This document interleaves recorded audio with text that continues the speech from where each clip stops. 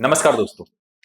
अक्सर आप किसी डॉक्टर को कंसल्ट करते हैं फॉर योर पेन कंडीशन, तो आपको कहा जाता है कि आपके पेन का कारण आपके वीक बोन्स हैं, या आपके बोन्स के अंदर का कैल्शियम कम हो गया है, या आपके बोन्स में ताकत कम हो गई है। तो आज के इस वीडियो में हम जानेंगे कि इस वीक बोन्स वाली कंडीशन को हम क्या बोलते हैं और उसके क्या क्या कारण होते हैं और उससे बचने के लिए हम क्या क्या कर सकते हैं।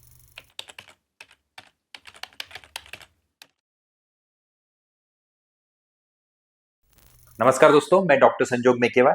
आई am an interventional spine and pain physician and also the director of Jeevisha spine pain and regenerative hospital.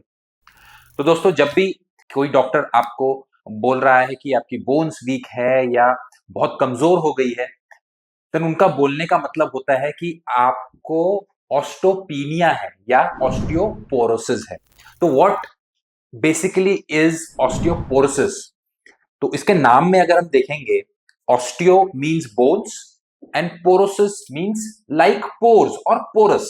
सो अगर आपकी बोन्स स्पॉन्ज की तरह पोरस हो चुकी है, अंदर का उसका मिनरलाइजेशन कम हो चुका है, then this condition is called as osteoporosis.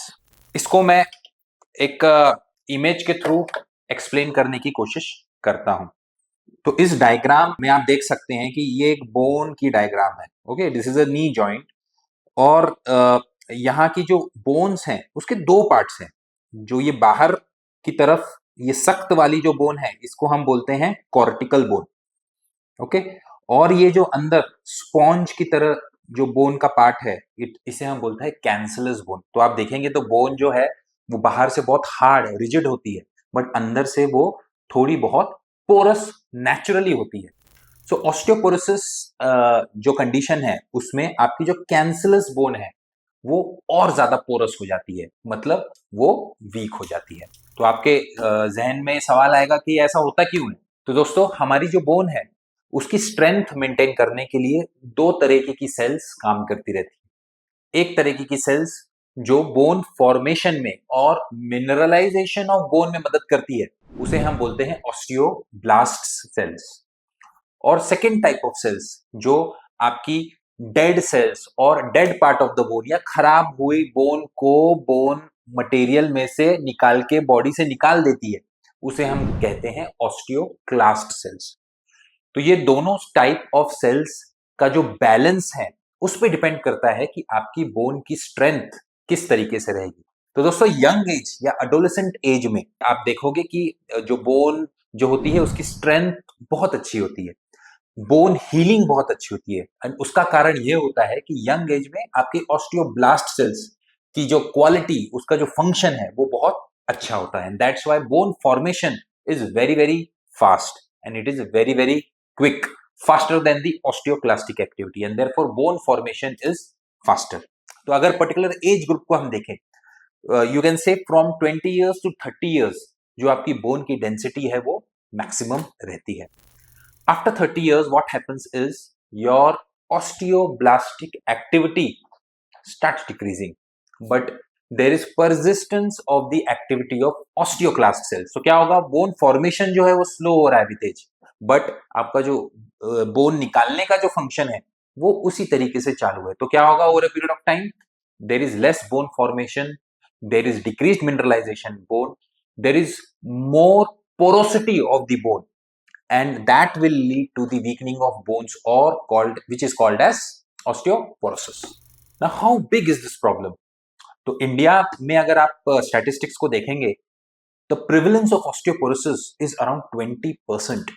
तो 100 करोड़ पॉपुलेशन में 20 crore people are basically suffering from osteoporosis.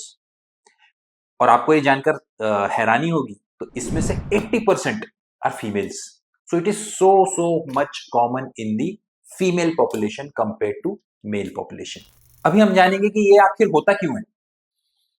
तो फर्स्ट फैक्टर जो हमने अभी डिस्कस किया इज योर एज फैक्टर। जैसे आपकी एज बढ़ेगी वैसे ही आपकी ऑस्टियोब्लास्टिक एक्टिविटी कम हो जाएगी, ऑस्टियोक्लास्टिक एक्टिविटी परसिस्टेंट रहेगी, जिसके वजह से mineralization of bone will be slow.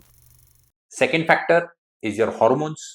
So in young age, there is more of testosterone, there is more of estrogen, which potentiate the osteoblastic activity. तो osteoblastic activity को potentiate करते हैं ये hormones.